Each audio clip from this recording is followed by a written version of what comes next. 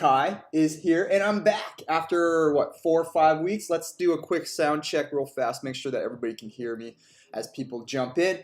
But for everybody that is going to be watching this in the future, because it looks like people are starting to trickle in here, is that I've been gone for the last 4 months, and I've been working on this giant project outside, so that's why I haven't been able to do these live streams consistently. I've missed out on the last 12 live streams I was supposed to do. But what we're going to go over today is actually some stuff that I really wanted to talk about with you guys. But actually, hang on one sec. I gotta go close this door real fast so I'm not interrupting the rest of the house. Hang on.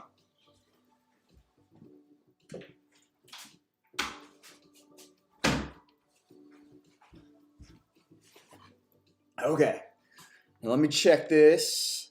Make sure everybody can hear me.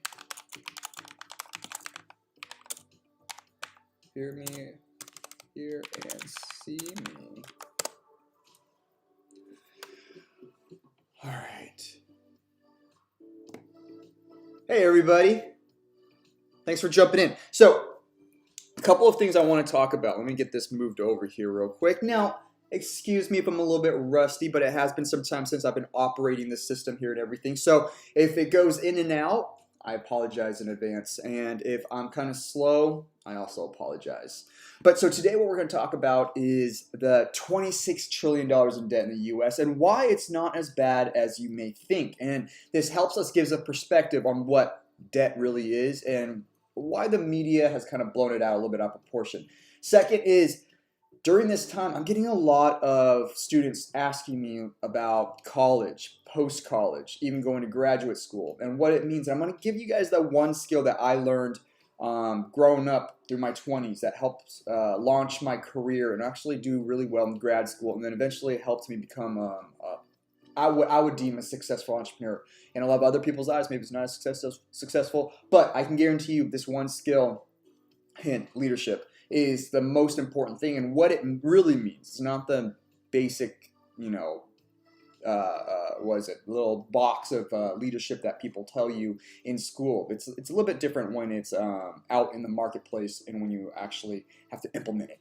And then lastly, what we're going to talk about is I'm going to give you guys an update on what I've been working on, how I turned $40,000 into over $100,000 in about 3 months.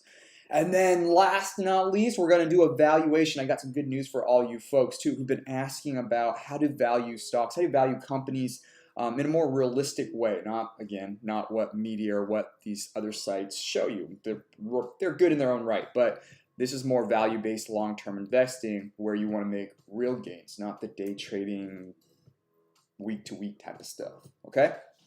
And today we're doing Exxon Mobil.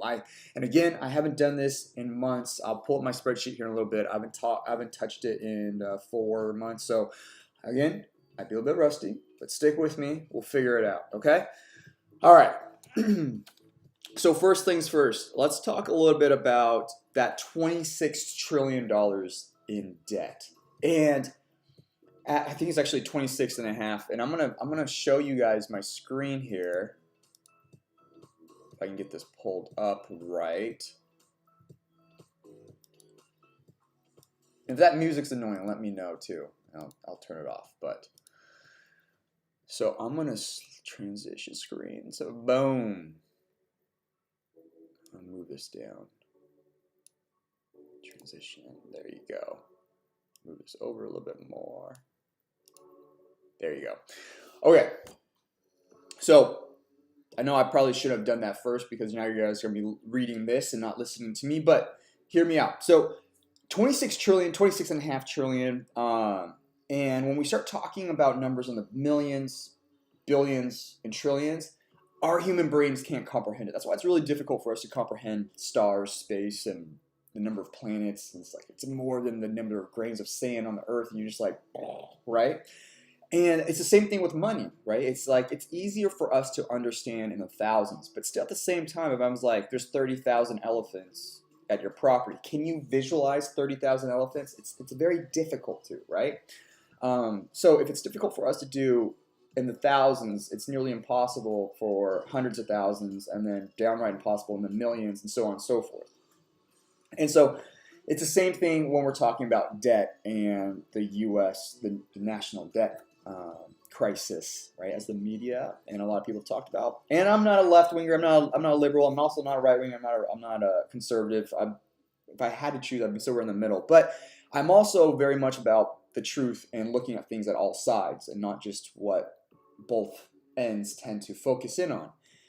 And so let's make it a little bit simpler. And instead of looking at trillions, let's down it down a little bit. Take off a couple of zeros and let's look at it from like if it's a household income. So we'll look at it in the thousands. So I'm just going to chop up a few zeros so we can understand a little bit better.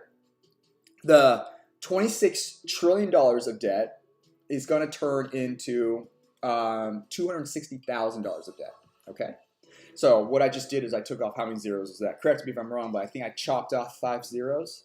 Okay, so let's assume that this is a single household that has $260,000 in debt. Now we keep on with that example, the metaphor, and we look at the income that this household brings in, which represents the U.S. tax revenue. This household makes $35,000 a year. You guys following so far? So $35,000 a year with $260,000 of debt, which is, think about the mortgage, the cars, school loans, student loans, credit card, maybe some credit card debt, all that stuff. Now you're looking at it, it's not horrific, right? It's not terribly bad. It's still not great, but it's not that bad when you factor in mortgage, student loans, all that stuff. That they make $35,000, they have $260,000 of debt. Now, the thing is the bad thing about debt, the one thing that makes debt is interest, right? Interest is the bad thing. So pre this pandemic, mortgage rates were around 4 or 5%. Student loans debt were maybe 6, 7, 8%, and then you're looking at credit card debt of anywhere between 12% to like 25+%. Okay, so if you did a random mean or average of all of those at a standard household, you're probably looking somewhere in the neighborhood of between 9 to maybe 11% debt. In this household here with $35,000 of income, $260,000 of debt, you're looking at an interest rate of 2.3%, 2.3 to 2.5%. That's not too bad, okay? So now all of a sudden, if I could get loans for 2.6% or 2.3%, whatever it is, it's in the twos, okay? And I know I could be a little bit off. We can look it up here in a little bit, but for the sake of the story, I know it's around in the twos. I would take that loan all day and every day. And as you guys know, watched this video on this channel for a while, I actually bought my Tesla, and instead of paying cash, I actually put it on, I got a loan because the interest rate was so low. And I'm able to use that money and do something else, which I'll share with you guys here in a little bit. So at the end of the day, you're like, oh, that's not too bad. Okay. Now here's the other ringer, okay, is that we never talk about this, and it's even hard to even find it on the internet, right? If you Google it, try Googling it. It took me a lot of deep diving. I found this really cool site, is that we don't just have debt as the U.S., okay, the taxpayers. And we also give out debt, meaning that there's other countries, other entities, other federal governments that owe us debt. Okay, so in this case of the household, sorry, I just smacked the camera. As this household, you've got $35,000 of income, $260,000 of debt, and you also have roughly, based on what we can see over here on this screen, I know it's kind of hard to see, let me make it a little bit larger, this was taken back in 2015, sorry. So you can obviously see that the orange represents the debt that the U.S. has, and the green shows how much debt is owed to the U.S. from foreign governments. I couldn't find anything more recent within the last 5 years. I'm going to assume that it's a lot higher than $9.5 trillion. So we're going to just play conservative and say $10 trillion. So that equates to $100,000 being owed to this household. So all of a sudden, we're looking at this household. You make $35,000 a year. You owe $260,000 in total for mortgage, student loans, credit cards, all that stuff. Your average interest rate is 2.3%, and you have other people owing you $100,000 at an interest rate. I couldn't find it, but I'm assuming it's going to be higher. Okay, it ends up not being that bad. And so all this hype about the national deficit, the national debt, it is very blown out of proportion, and it swings back and forth. Now, with that all said, I agree with both sides, both left and right side. Left side saying that's completely out of control and it's horrible and it's horrific. I don't believe debt is good unless you leverage it. And right now, the government is getting money at, what is it? Looking at the 10-year treasury rate. I just looked at it right here. As it pulls up. So right here you guys can see it's at 0.68%. If I can get money at 0.68%, I will pull as much money as I could. If you're like, hey, I'll give you $10 million, I'm like, I'll take it. I'll take all the money that you'll give me at 0.68% because I can put it into any investment, almost any investment. Even the money market account, I think right now, mine is at 0.8%, is higher than 0.68%. Okay? So the government's not entirely stupid when it comes to money. Sometimes they are, but right now they're not. And so it's very advantageous to use debt in the right way. But with that said, I don't agree having tons of debt, especially if it outpaces your income. And so right now, ever since World War II, I believe, the US government has been outpacing the income, which is not good. So that's where I agree with more of the left side is getting the deficit and getting in control is stop spending more than you make. But on the Republican side or the right-wing side, the conservative side, maybe I have it flip-flopped. I have it flip-flopped, don't I? The different sides. Anyways, the other side is that, hey, we need the spending. We need to spend more money to help with the public and with our military and with our agencies and all this foreign aid and stuff like that. But just like always, sometimes the answer lies more in the middle when you understand all the surrounding factors. So when you look at that debt clock, when you listen to the media, especially during this next election process, and they talk about the national debt and the national deficit, which are two very different things, is that try to get the whole picture. And that's what I've been talking about in all my videos and all the things that we talk about when it comes to real estate, when it comes to investing in the stock market, is you don't want to just hone in on one thing. A lot of times you got to back out. My old business professor used to say, go to 30,000 feet and look down, right? From a 30,000 foot level. And then from there, you can get a better assessment of what's going on. And a lot of times in our media, in our society today, we want to narrow in on one little tiny point, and then we make a big deal of that tiny point. We forget all the other factors. And that's the U.S. debt. It's not as bad as you think. It's not good, but it's not as bad as we think. Okay, let's take a look here. Just want to make sure that this is still up and running okay. You guys, I really hope I didn't check in and see if you guys can actually hear me. Where did my... Shoot.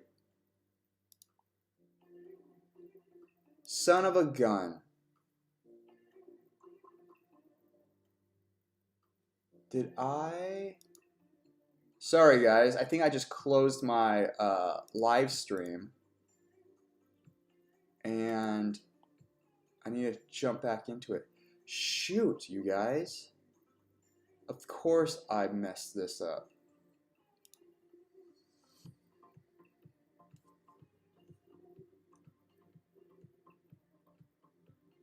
Okay, I think it's still going. Okay, thank God, it's still going. Good morning. Okay, I've been live this whole time. Woo! I thought I closed it out. Well, I did close it out. I thought it stopped it. Okay, we're still good. Okay. Hello. I don't know how to say your name. Hello, sir. Good morning to you. Okay, next thing that we're going into is there's a lot of talk right now. And now we'll get into, hey, for everybody that's just jumping in right now, we are going to talk more about how to value companies, ask questions. If you guys have them, I'll answer all questions. What's up, Jen? Good to see your name pop up again. It's been a while. So I just talked. If anybody missed it, thanks, Jen. If you guys just jumped in and you guys missed it a little bit, I was talking about the 25 or the $26 trillion of debt. I basically took off the zeros and made it a little bit more, what is it, edible? You can kind of understand it a little bit better. Later on, you can rewind the live stream or go back and watch it But now I want to move into something else because I know it's really important at this time and age. I know a lot of us out there, especially you guys, based on your questions, the messages I've been getting. And by the way, I've been reading all of you guys' messages. I've just been so overwhelmed with work lately. I haven't been able to respond, both in Instagram and on YouTube, the comment section. So I really apologize. And I'm going to try to answer as many questions as I can through here. And this is one of the big ones, is that one of my videos that is doing the best right now is actually one of my old videos when I used to talk about college and career advancement and becoming an entrepreneur and all that good stuff. And the one skill set that I would really encourage everybody in this time that might be difficult for a lot of folks, whether you own your own business, whether you're just starting your career, or you're in your career and you want to advance your career, is that one thing that I was indicating earlier about. It's leadership, and it's not the basic leadership that we've always talked about in schools, or you hear people's like for that whole movement of I'm trying to create leaders in middle school and Boy Scouts and high school and such.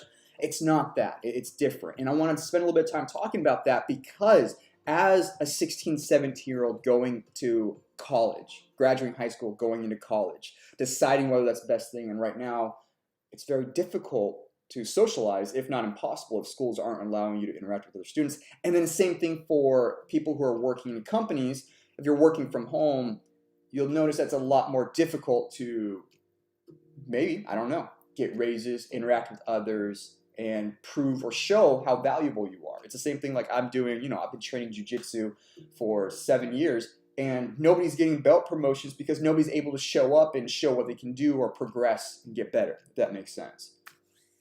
But why leadership is so all-encompassing and how it can change your life, whether you are a student, you are a career, or you have a career, or you're an entrepreneur and starting your own business, is because it sets you apart and it makes you so immensely valuable.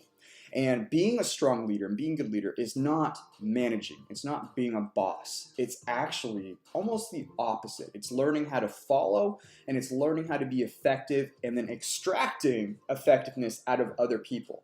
And really at the end of the day, if I had to think about it, it's about how to influence people. Now, not manipulate. Remember, manipulate is to do something so other people do something against their own interest and then for your interest. That's manipulation. Influencing people is, number one, it's to increase their effectiveness for themselves to make their lives better, and in return it helps you move you towards your goals. Does that make sense? Big distinction between influencing and manipulating. And to be a true leader, you have to learn how to influence people. And because you can extract the best out of them for them to help themselves and also to help you towards your goals. And that's something that I learned at a very young age through trial and error when I was 21, 22. That helped me become basically middle to upper management by 23.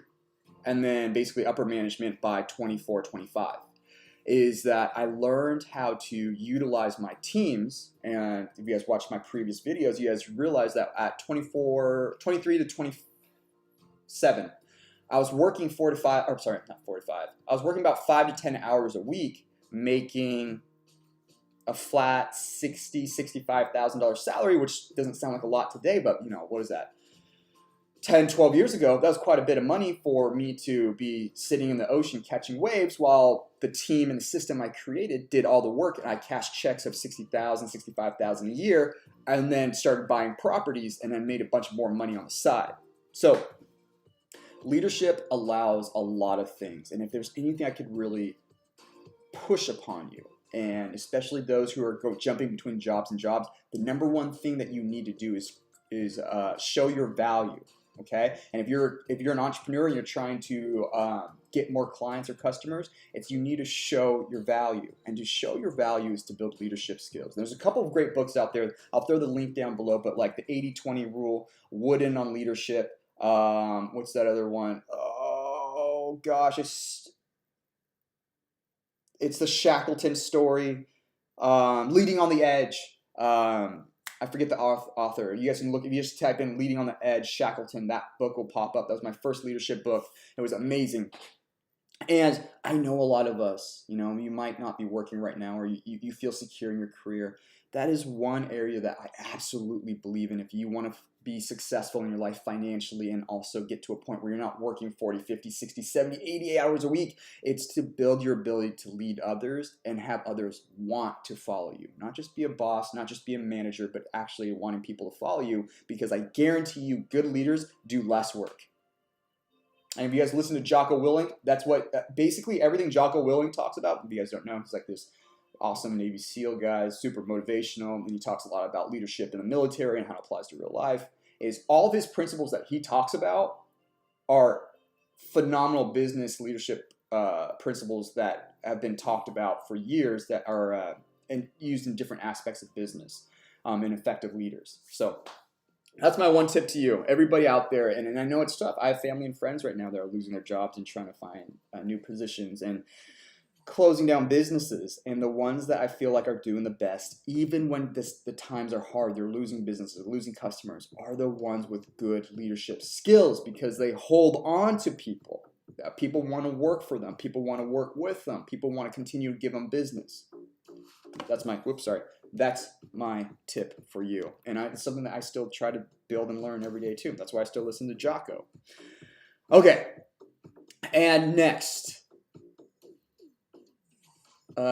Stream froze. Jen, you still here?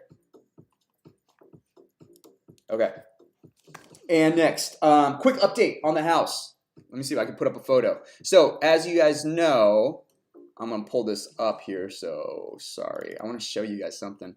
You guys know that my house looked, well, one of my places here. Sorry, I'm trying to pull up a photo for you guys and you gals.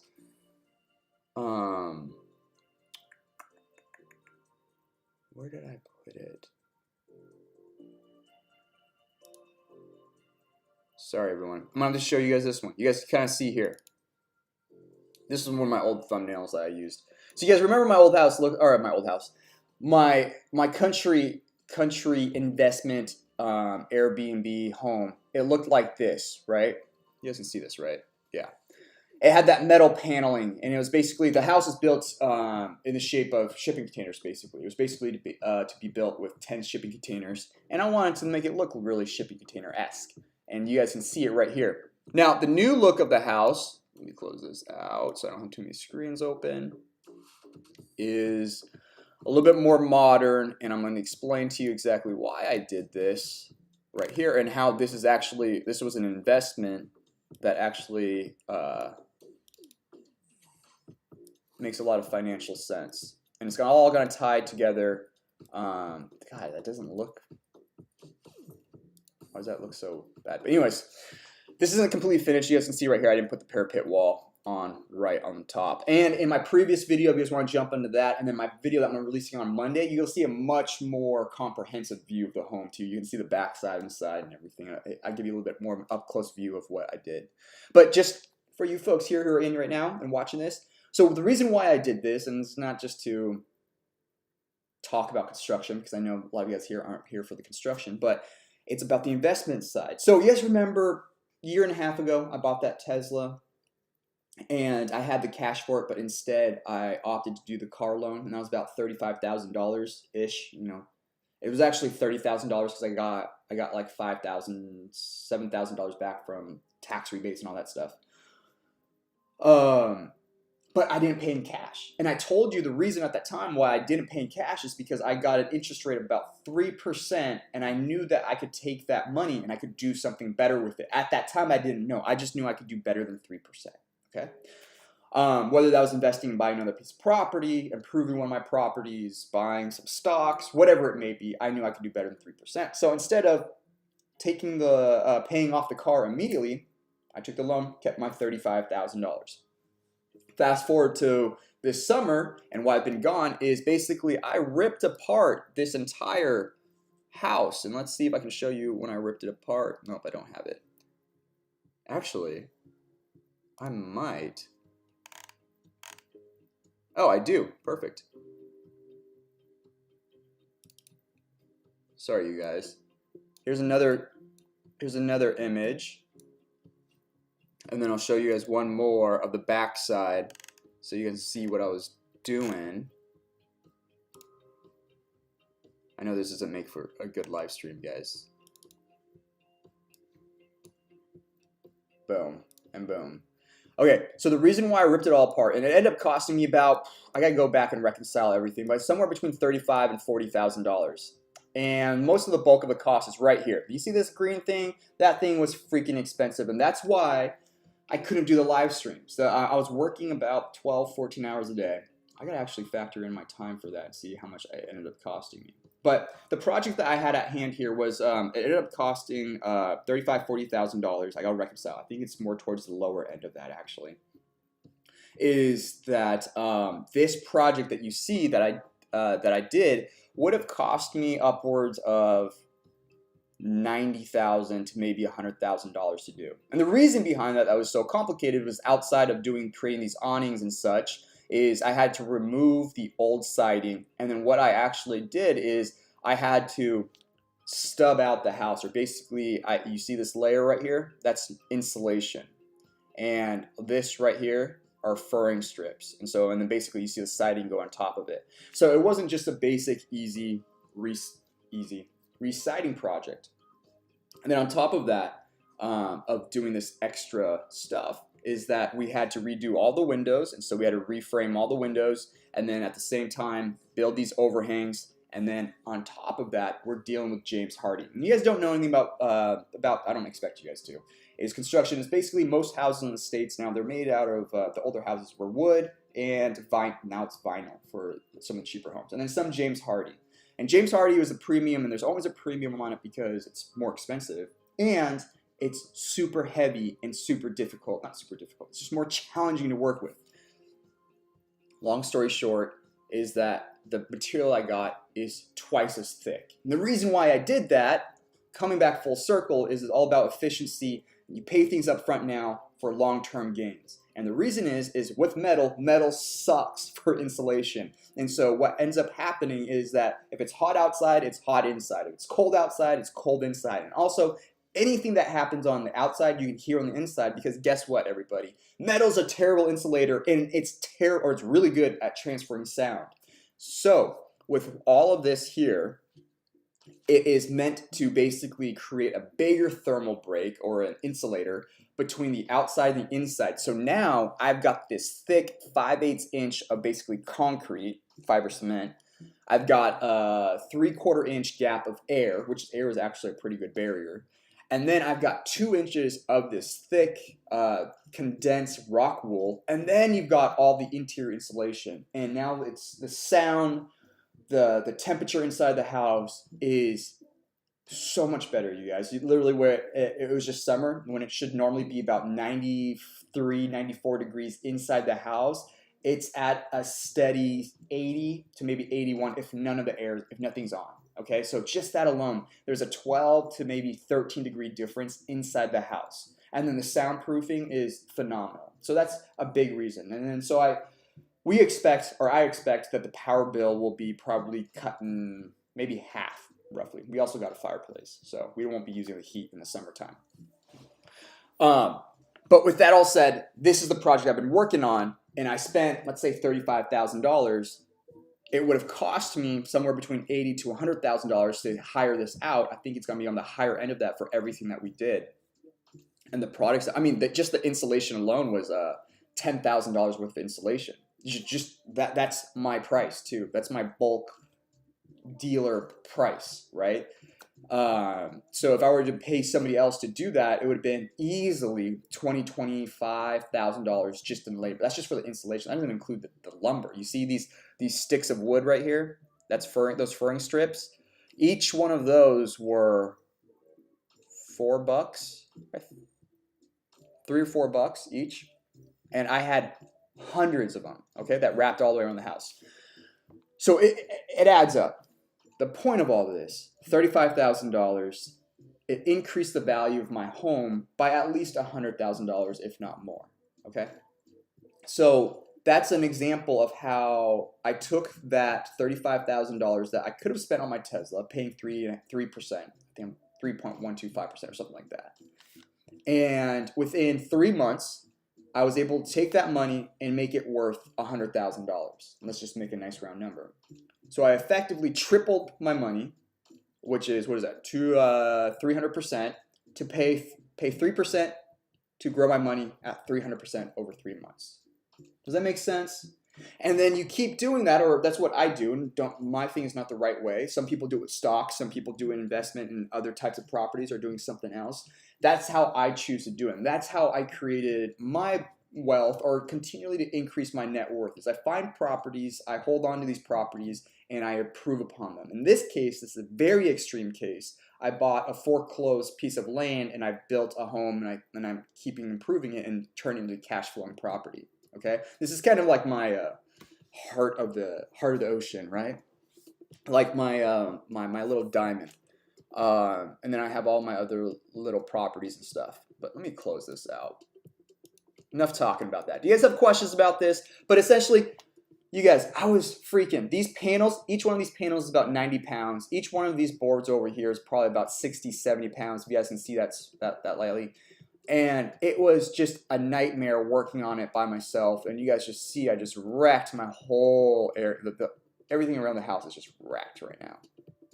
But the apartment is back up and cash flowing. The property's all back up. I cleaned everything up. It was just a nightmare of a project. So, but it turned out well. Got it all painted, cleaned it up. You can see it here. I'm happy with it. Okay. Everybody still here? Hey, everyone. Okay.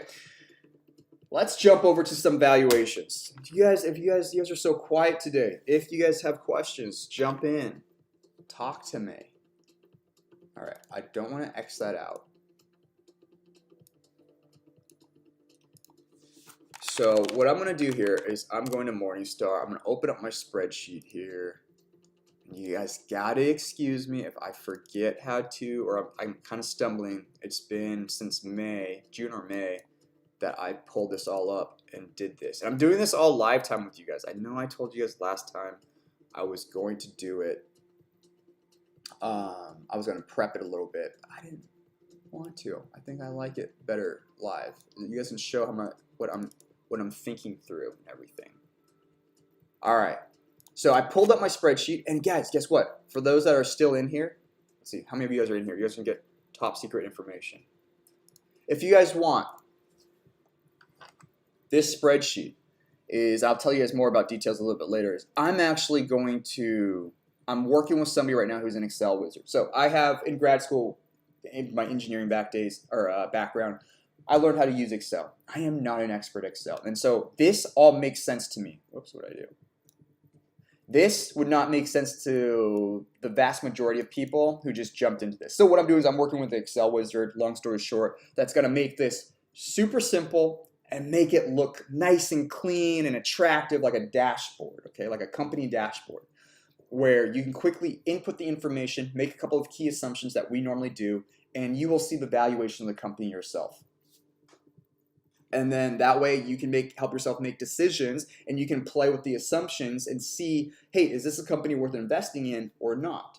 And what I'm going to do is it's my first thing that I'm really going to do outside of the YouTube advertising and stuff like that. I'm going to try to, I want to create value for you guys, but at the same time, I want to create another revenue stream and document it and see if it's possible to do. And so I'm going to put it out there for a very fair price. I'm not quite sure yet. You guys let me know. Tell me what you guys think about that. But I still got to figure out the price because I'm still paying this guy actually to work with me and putting it together. So I'm going to have to see how much it ends up costing me. And then I want to put it out there for you guys. But hopefully by the next live stream next week, you guys will see what that looks like. And we'll be using a new spreadsheet. But for now, try to follow me through my cluster of random calculations and horrible looking Excel spreadsheet. All right, so first things first, let's start a new, voice just cracked there, a new sheet here, worksheet. So we're going to create a copy. We're going to stick it at the end. And we're going to name this Exxon. All right, so today we're looking at Exxon Mobil, ticker symbol XOM, and I think that this had came up a few times. And if you guys don't know what Exxon Mobil is or was, is that they were actually, what, a couple of years ago? You guys correct me if I'm wrong. They were the most valuable company on earth before Tesla came in, and Apple, and Amazon. So it must have been a few years before that, actually. But yeah, for a while, they're the most valuable company on earth. Now, what are they? What are they at? Their market cap, they're not nowhere near the most valuable company in the world. How crazy is that? Isn't that nuts? I love how things change. Look, their market cap is only $146 billion, whereas Amazon, what did Amazon or Apple just hit like two trillion? How does that work? It's so nuts how things swing like that. But anyways, what we're gonna dive into is because oil and gas. So you guys know Warren Buffett's saying is be fearful when others are greedy, be greedy when others are fearful, right? And Buffett actually just invested a ton of money into gold, actually, and in oil. And oil, the thing is I am not a supporter of oil in terms of I want to burn more fossil fuels. That means part of the reason why I try to build a greenhouse and I have the Tesla in the garage. However, in terms of investments, I do see that a lot of people are shying away from oil. But one thing you guys got to understand, unless Elon Musk or Tesla or somebody else comes out with something dramatic and policies around the world and policies within the U.S. change dramatically. And I mean like dramatically, which some could argue. I mean, I don't know if you guys saw this, but California just made the governor just passed a bill or a law or something that they will no longer be selling fossil fueled cars in 2035. The thing is you guys got to remember, it's like a momentum, right? Imagine like you're spinning like a top or something, and you're spinning it, right? And let's say you can keep on spinning it infinitely, and so it's just spinning, spinning, spinning. And then once you let go of it, the top doesn't stop spinning immediately. So right now, our fingers are still on the top, spinning it. We keep on spinning it. And even if in 2035, or even now, if we take our fingers off of it, there's still so much momentum. There's so many policies, so many laws, so many businesses, entire industries that revolve around oil and gas that it'll continue operating. Does that make sense? Think about all the planes, all the trucks, all the ships, all of our plastics, all the existing vehicles, all the vehicles that are still being currently produced and being sold that rely on fossil fuel. Just changing a law or a policy doesn't erase all of that overnight. And so what that means is that industries like this, like Exxon Mobil, that's been hit really hard by the market, they took a huge hit now, but when things start spinning back up again, planes start flying, ships start moving, people start traveling, they start purchasing more items, and oil and petroleum is in practically everything. This, in theory, should see a resurgence in price because it has not been following the trends of the stock market because it's getting hit hard by basically people just not traveling, people being scared of oil and gas. And so that's the long wind of it. We're gonna look at the financials and see what the real value is, or what I would assume the real value of this company is. Okay, again, excuse the rust. And then you guys, I can't see. You guys can see my screen right here. I can't see. You know what? I could be smarter than that. Be smarter. Move this over here. Now I can see you guys. And then boom, boom. Now we can see this.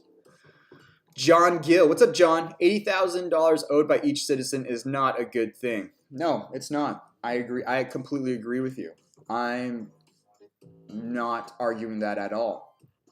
What I would say though is that it's not as bad as you would think. I mean, in comparison, you can look at a lot of other countries where you're talking about people making a few $1,000s a year and owing hundreds of thousands of dollars a year in terms of taxpayer debt. But at the same time, it's not coming out of your pocket as like the government isn't. They are taxing us, okay? They're taxing us. I get that. But it's not like they're showing up at your door, John, or my door, John, or my door, and saying like, Kai, John, give me a check for $80,000 right now. Give it to me. Give me. You owe me $80,000. They're not doing that. It's just that they're collecting it through revenue of taxes. And so if they really want to do it, they would slowly increase your taxes to pay off the debt. Or if they're really smart, they would cut their deficit down. But we didn't talk about that. They would cut down the deficit or get rid of the deficit and start paying off that money. So don't get it confused that even though, yes, you're right, the taxpayers own about 77% of the national debt, okay? China does not own us. Japan does not own our debt, okay? They own a very small, not small, they own a relatively small portion of it. Most of the debt is intergovernmental and it's owned by taxpayers like John is indicating. But at the end of the day, I'm saying this, hopefully, you will never write an $80,000 check to the US government. How it's going to work out is they're going to increase your taxes, or if they're smart, they would reduce the deficit or get rid of the deficit. That's it. That's all that means, okay? And then if you want to look at it prospectively, look at it compared to other countries, and you can see how much worse it can get. Again, I'm not a debt guy. I don't like debt. I leverage debt. I don't think that it's a smart thing of what the U.S. is doing, but it's not nearly as bad as everybody's saying. $26 trillion, OMG, it's jumped $3 trillion in the last couple months, and it's jumped like 20 trillion. No, I'm sorry. Yeah, 19, 20 trillion in the last, like, what, 5-6 years? Something ridiculous like that? No, it's not good, but it's not that bad. Ghost, what's up? Welcome back. We're just jumping in. You missed a lot. I was talking, yammering a lot, but I am jumping into analyzing Exxon Mobil,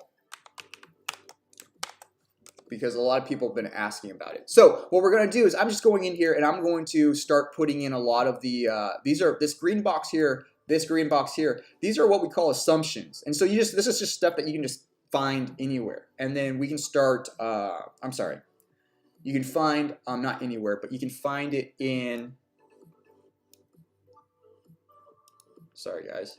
You can find it on pages like this on Morningstar. So I guess I'll probably start right here so we can see it. Right? I don't want you guys not to be able to see what I'm doing.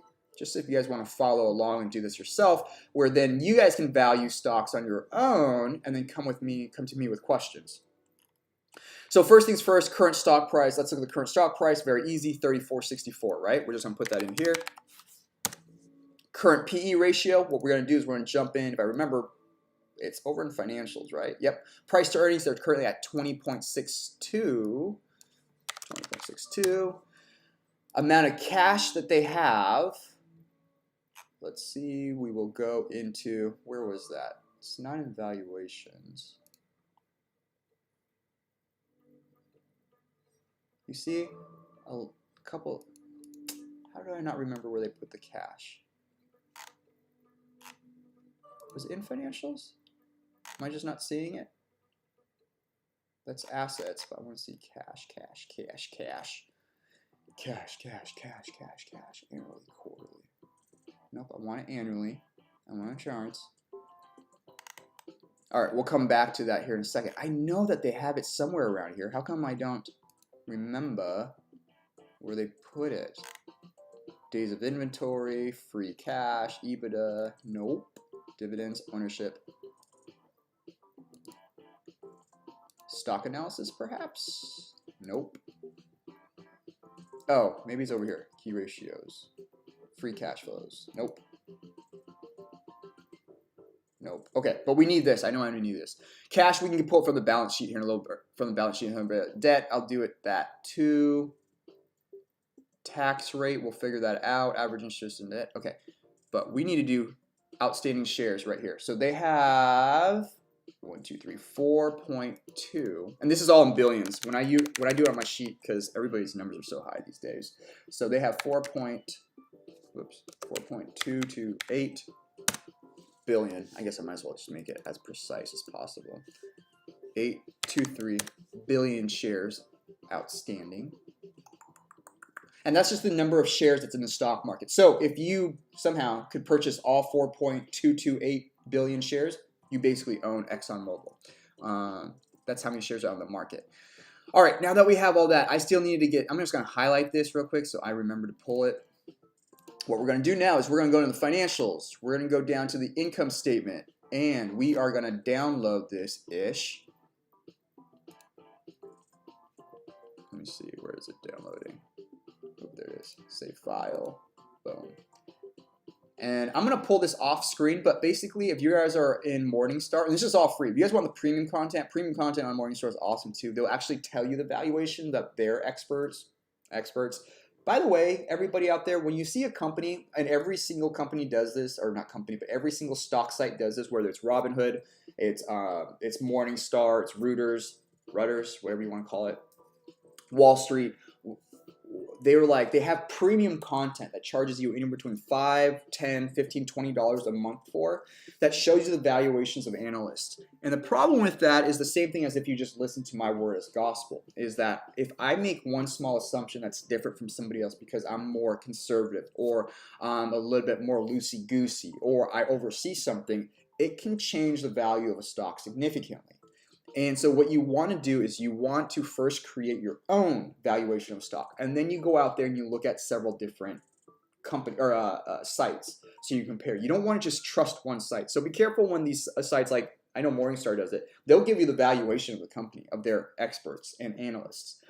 Doesn't mean it's right though. You always want to do your own research first, because you might not agree with them. Just like in politics, analysts, there are far lefts and there's far rights, and so it can be anywhere in between. You kind of want to be more in the middle, or kind of get a better understanding. So that's what we're doing.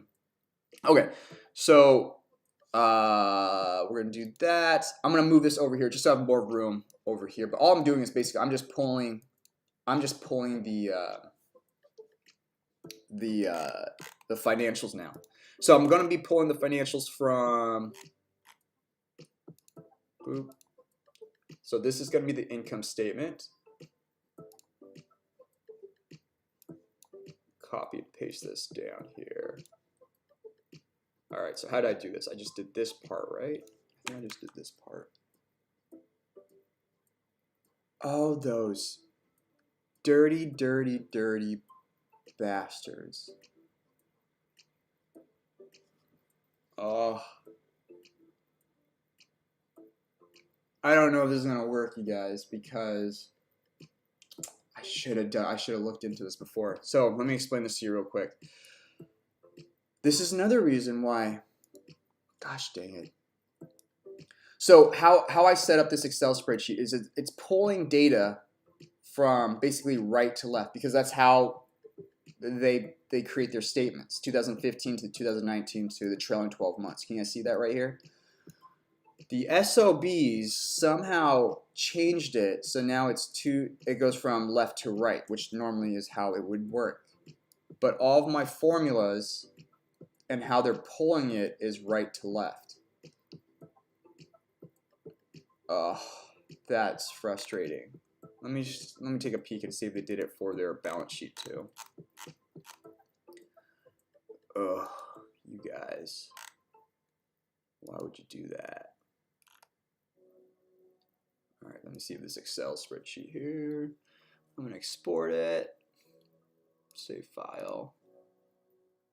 What have you guys been up to? How was your guys' summer? Did you guys get affected by the wildfires? I had to evacuate. Son of a gun. Not only did they do that, they don't even have. Oh, that's the balance sheet. My bad. Never mind. I'm just whining now. Okay. This is still savable. Okay, yeah, this is gonna take me a little bit longer. I'm just being a little whiny right now. I apologize. Save file.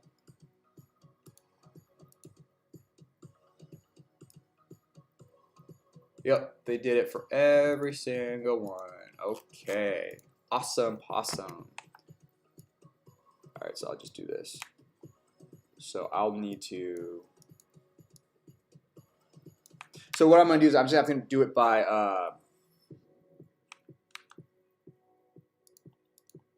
I have to do it by column. I'm gonna have to input it by column. But let me get rid of all this first. Oops. Which is gonna take a lot longer, but not a crazy amount. Fiscal. Did I mess something up? 41.96. Diluted. What did I mess up? How come that's not lining up? Gross profit, fiscal year end.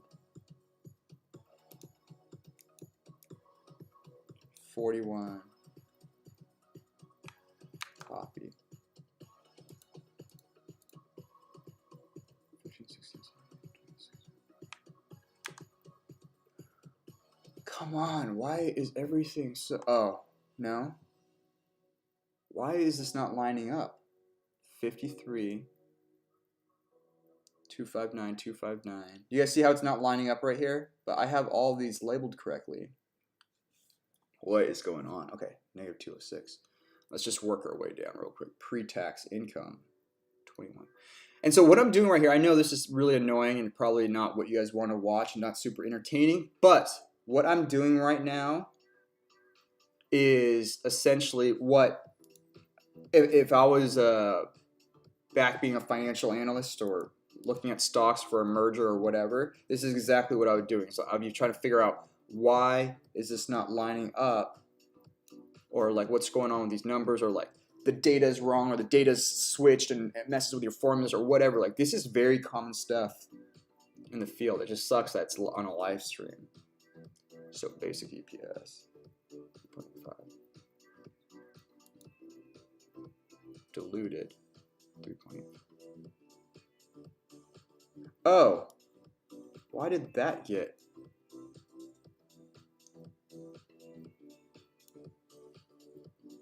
Okay. I'm dumb. I'm a dummy. It was all lined up just fine. Kai.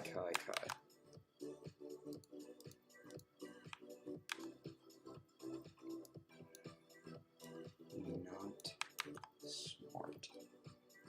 You know, sometimes when you do something and you realize that you're just like, how did I make it this far without hurting myself?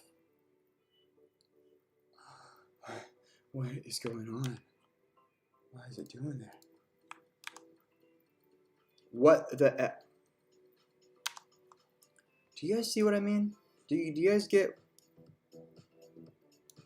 Sometimes things are so frustrating. How come this is not... Okay, there you go. But a lot of times it's user error too. I know. I'm blaming a lot of other factors here. It's probably just... It's probably me.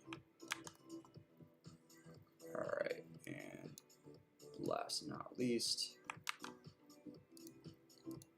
So usually what we'll do, and you guys have seen this before, is I can just paste this whole thing in here right now. But because they mixed up the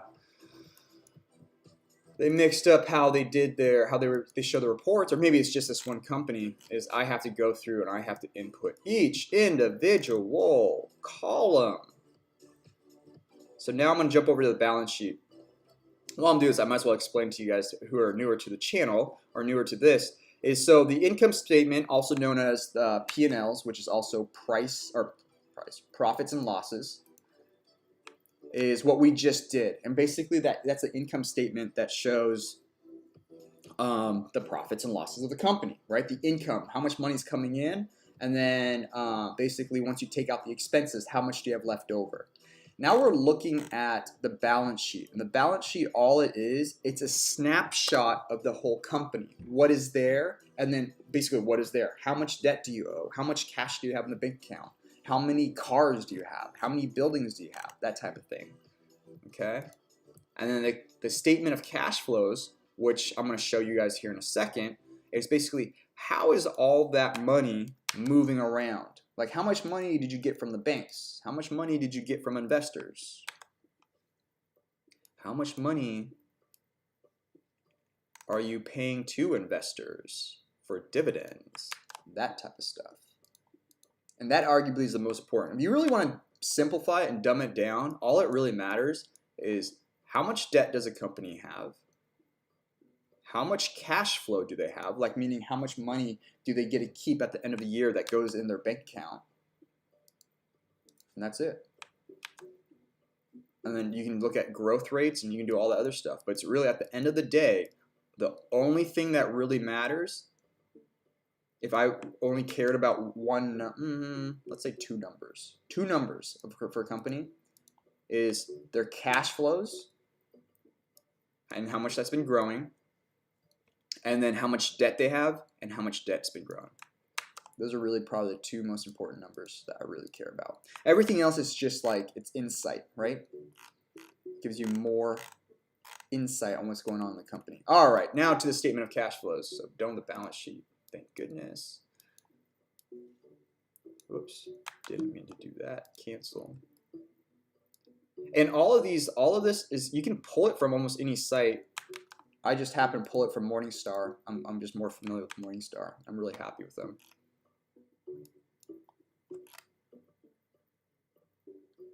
Son of a gun. Did I do that? 2019. Hang on. Hold.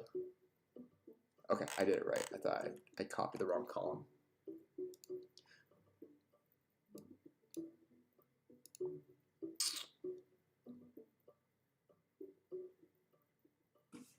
Ghost in New York. The only thing that's not lit right now is online school.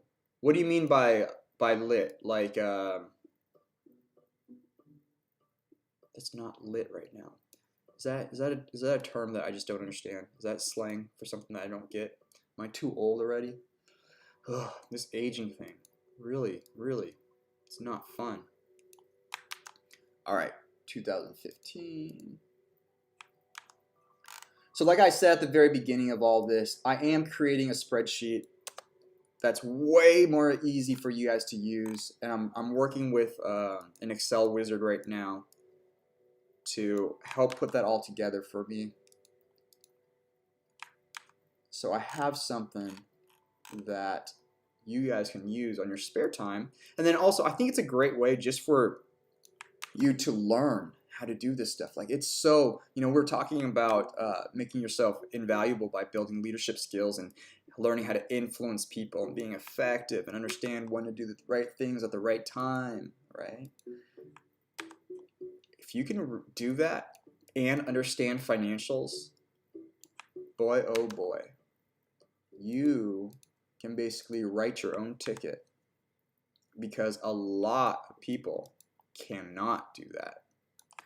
And something that a lot of people cannot do gives you a huge advantage. Okay, all right, so I think I got everything. All right, so what we did here, let me zoom out a little bit here so I can see more of the screen. All right, so I put in my statement of cash flows. I've got my balance sheet right here, and I got my income statement. Usually it shouldn't be that hard, and I'll fix it in the final spreadsheet if it's like that. So you guys don't have to do that. You guys just basically copy and paste and throw it in there. And then over here, it's going to, oh, see, I forgot how to do this. Over here, it should calculate everything. We can already see, this is not going to be fun. We can already see that there's a bunch of NAs. So we're going to have to go through each one of those. It might just be one that's throwing the whole formula off, but we'll take a look. We'll see here. No big deal.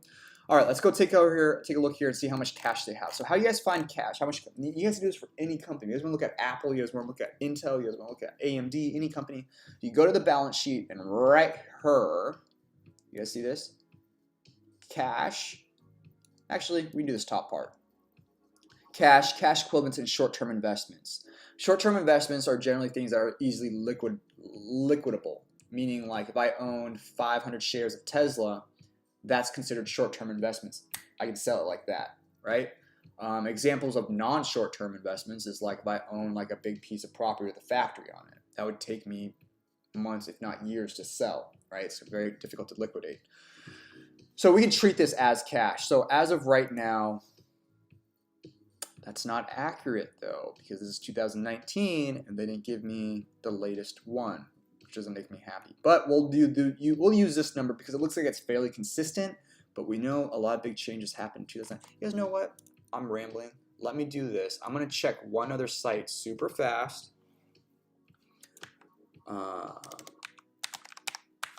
And let's see. Where is it? Simply Wall Street.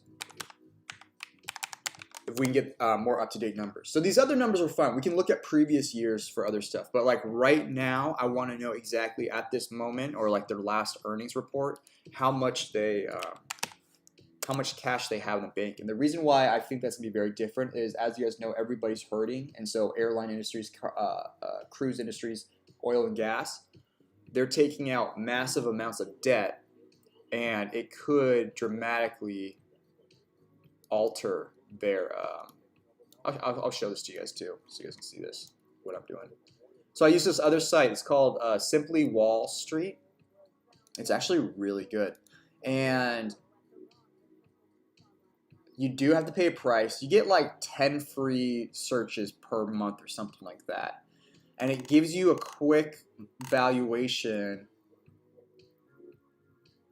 It gives you a valuation, which I don't want to look at because I don't want to get anchored, but it also tells you a bunch of other stuff. So I want to look at, let's look at financial health.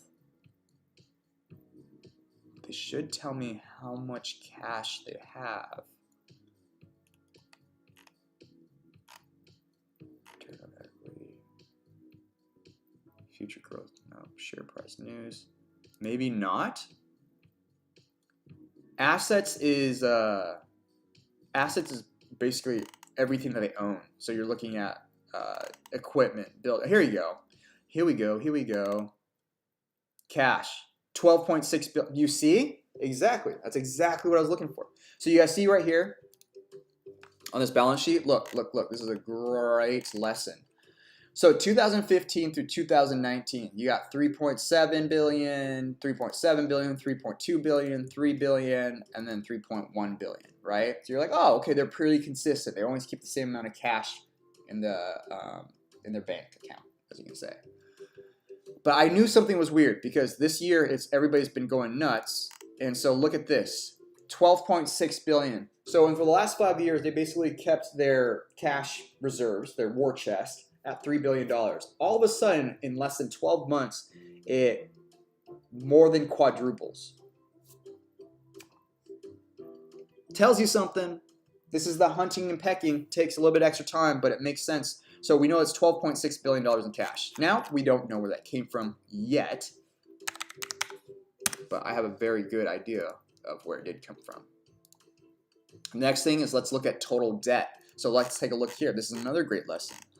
So we go down. So again, balance sheet, right? Because balance sheet gives us a snapshot of everything. You scroll down. Don't get lost in the freaking jargon here. They make it confusing because it's about accountants who created it and such. But what we're looking for is long-term debt, which is right here. Bada bing, bada boom. And let's see how different it is, because this only reported up to 2019. So it's been slowly growing. Well, actually, you know what? I lied. It grew a lot in this year, and you can make an assumption that they invested a lot in the company. It went from 18.7 billion up to almost 28 billion. And then it slowly went down, and now it's at about 24.6 billion. My guess is that it's going to be closer to 32, 33 billion dollars now, right?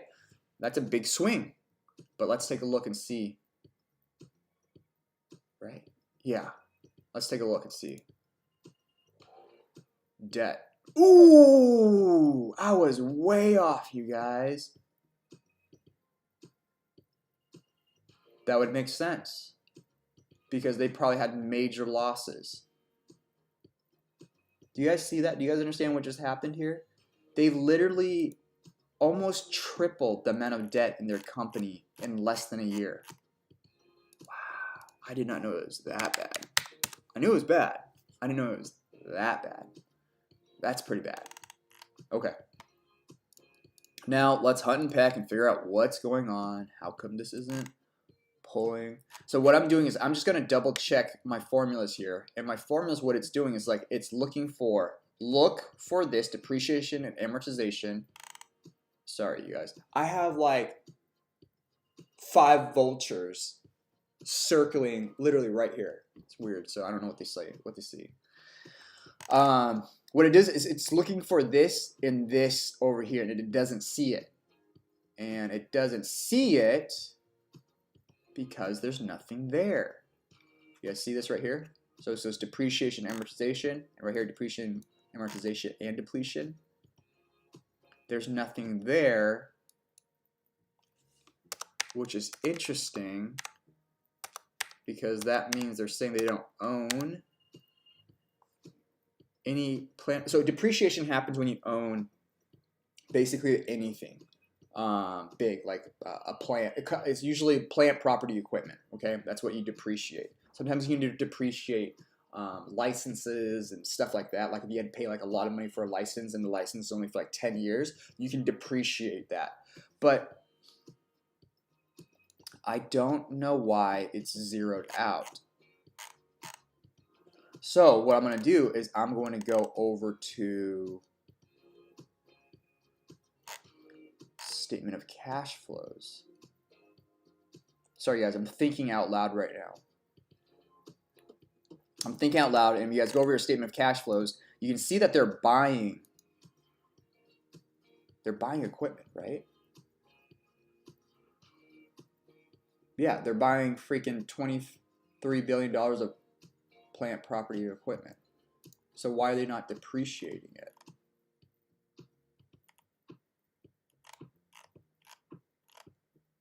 What is going on? Exploration expenses, depreciation.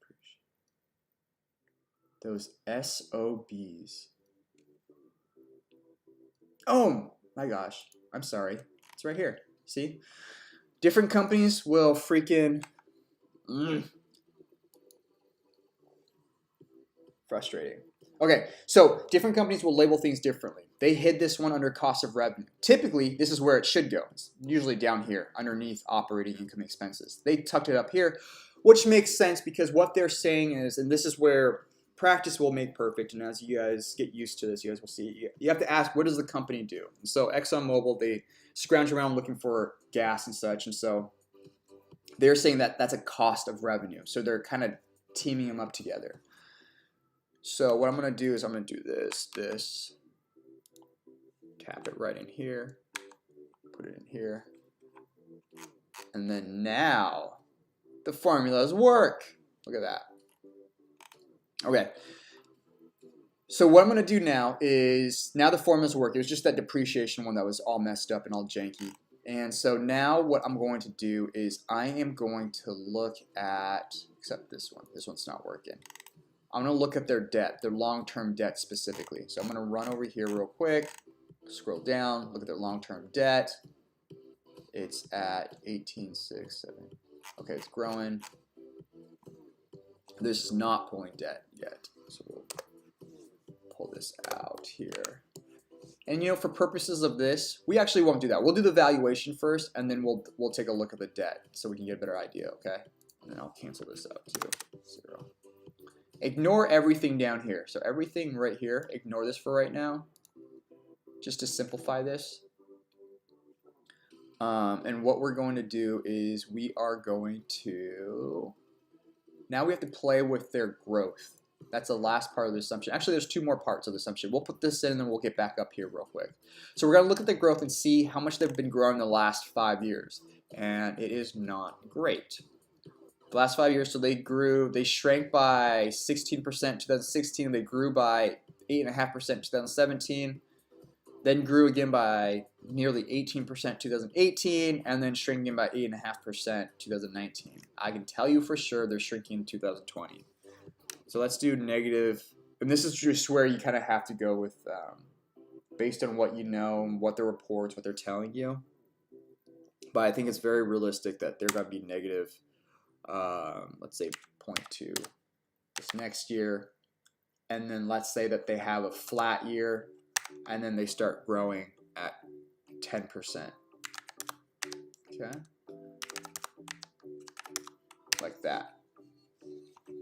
And you guys can adjust this however you want. You guys can, if you know information or you find something different, you do negative 35%, which is also let's do that, a little bit more conservative.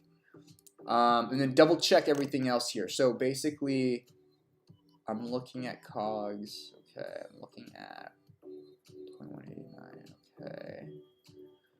I'm just going to double check and see that all the other expenses are basically right, because sometimes there's like one bad year that really offsets everything. So I'm just double checking the work right now. All right, it looks pretty good.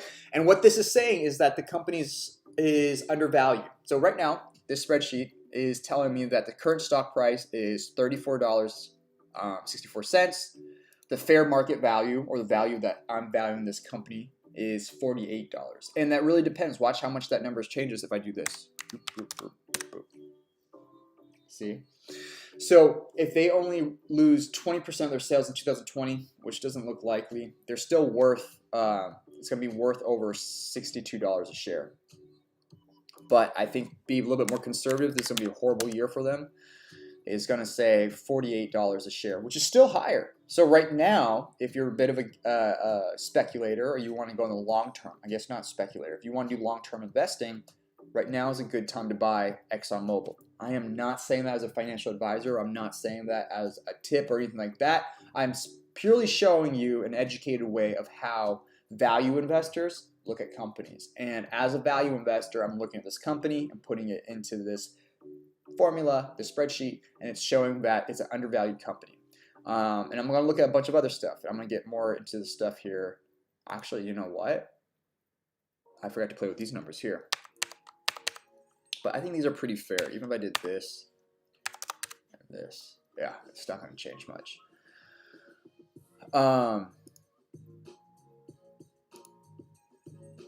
But if I do 10 to 1, why does it do that?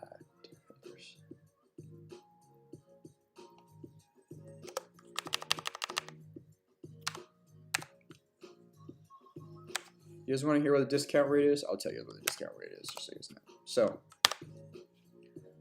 for those that haven't been following this for a while, the current PE ratio is 20.6 times. That's a PE ratio, okay?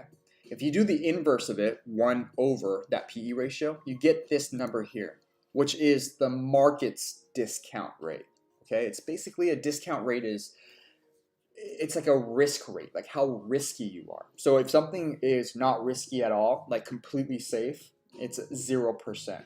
But almost nothing is 0%. Even cash underneath your mattress, you got inflation. So really you've got like a 2 to 3% risk rate on your cash underneath your mattress. The closest thing might be a money market account that's heavily insured by the FDIC, and that gives you 2%, or a treasury or something, a bond like that. But in this case, you're looking at a very low discount rate, market discount rate for this company. It's at 5, so let's say 5%. And I think that it's a little bit more risky, so I'm giving it 10%. So 0% is absolutely zero risk. 100% means 100% guaranteed to lose your money. If you put your money in this, you're going to absolutely lose it. No question about it, right? And then everything in between.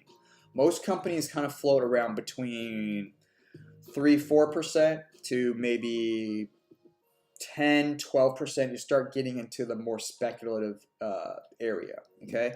But right now with our marketplace, it's so freaking insane. Like I think Amazon is trading at like, those companies are like in the points, like 0.2% interest rate, or 0.2% discount rate. Just obscene. It's ridiculous. I mean, they're basically saying it's a guaranteed win. You can't lose your money, which is insane because that's not how the stock market works.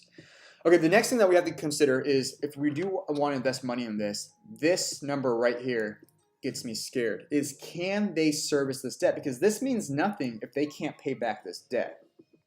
And so what we're going to look at is we're going to look at their free cash flow to firms. And actually, you guys know what? That's something I'm going to talk about. I'm not going to actually pull it because that's going to require a lot more work here that I honestly don't want to do. And it would bore you guys to death. And we can save it for another live stream if you guys are really interested in it. But basically what we have to do and see is like, can they service this new debt? And it looks like they have been able to service their previous debt with a lot of cash left over. And what we're going to do is we're just going to make sure that these numbers are all legit. And it looks like they are. So you see how these are all positive, right? That means that's how much cash was going into their bank account after Yeah, after paying. Why is it going up? There's something wrong here.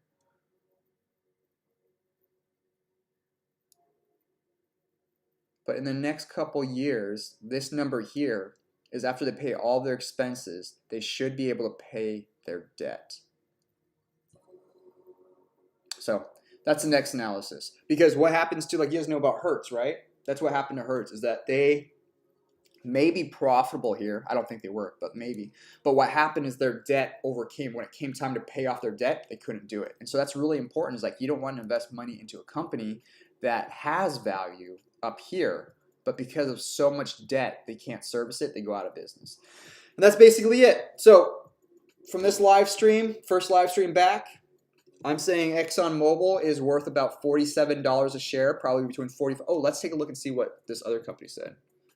They're worth about $47 a share. Let's see what these other companies are saying. Valuation. Oh, let me let you guys see this. That's kind of selfish of me. I'm sorry. Look at that. Sorry, that was probably pretty loud. Look at this. All these other analysts, 45.73. What did I put? 46.85. I just said in the 45 to 50 range. Booyah. Doesn't mean that we're right, okay? I'm just saying it's nice that, how many analysts do they have doing this? So they had 19 other analysts doing this valuation. Where'd it go? I already passed it. And I got right in there. That means that even though I'm rusty, I still got it, sort of, kind of. Not really. I could have just been super lucky. So, yeah. So me and 19 other analysts saying that the company is fair valued between $45 to $50 a share is what I would say. Not bad. So it's trading, it's 24% undervalued right now. Let me take a look at something else. I just want to see like what they said about their debt. Debt is so important, you guys. Assets, liabilities. Yeah, oh my gosh, it's not even 61. They're saying it's up at 69 billion. Oof.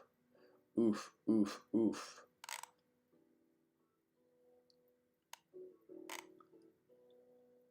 But, you know, they have a lot of cash, and the other thing too is they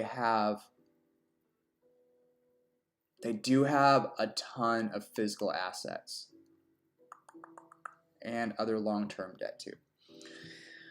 Have a bunch of receivables. So we won't get into that today. So if they had to, I guess they could offload a lot of that because their debt is tied to physical assets. I don't think they're going, and their dividend is insane right now, 10%. I can guarantee you. So that's another thing that we got to think about. Okay, real quick, if you guys decide to, I might buy some Exxon Mobil. This is going to be more of a speculative one. If you guys do it, be ready to lose it. Okay, so don't follow me. But they're going to have to announce pretty soon that they can't pay a 10% dividend yield.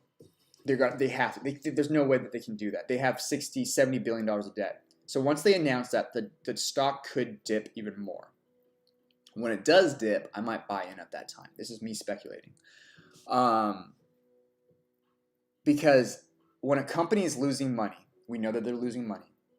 They would have to pull out more debt to pay dividends, because dividends is basically there's a surplus of money coming through the company because they're so profitable, so they share it with the stockholders. So if I was a company, I was like, hey, Jen or John or whomever, give me money or invest in me and I'll build a business. Any extra profits that I have, I'll split it with you.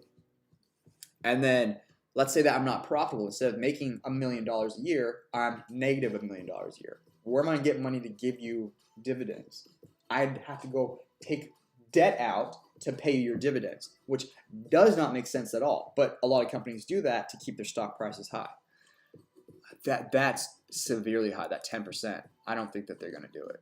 So I think that's going to go down to basically to 3 or 4%, even if that, which would drop the price more. Yeah, look at this. Their history of their dividends usually around 2%. 4% actually, 4% in 2019. Yeah, and then just skyrockets because the stock lost so much value. Anyways, with the current climate, yeah, see, it says right here, their payout is not well covered by their earnings. Let me take one look at one more thing. Another thing that I look at is I look at who's buying and selling shares in the company. So there are people buying shares. Andrew, Swigert, Neil, William, and this is okay. So take a look at this. Another insider baseball is you can take, if everybody's selling stock, that usually tells you something. Okay, which is like down here basically, everybody's selling stock. But look at this. Ever since February, right around coronavirus time, the chairman, CEO, an independent non-executive, a director, a president, and then the senior VP and the financial officer all purchase a large amount of shares. Maybe not large for in their terms, but a good amount. Especially after the pandemic, like right here. I don't know, that was right at the pandemic. And see, they saw the shares drop. They bought them at like basically the price that it's floating at right now, between $34, $36. What did I say it was? It's at 36, 34, 64. So literally right in between. Both the VP of finances, right? VP of finances, senior VP, and a president bought. I'm not saying anything, but that could be a good sign that they still have faith in the company and that they see it, especially the financial. I think I'm gonna invest some money in this. Anyways, my loves, that's it. Man, been gone for 4 months and basically there's almost nobody in the live stream.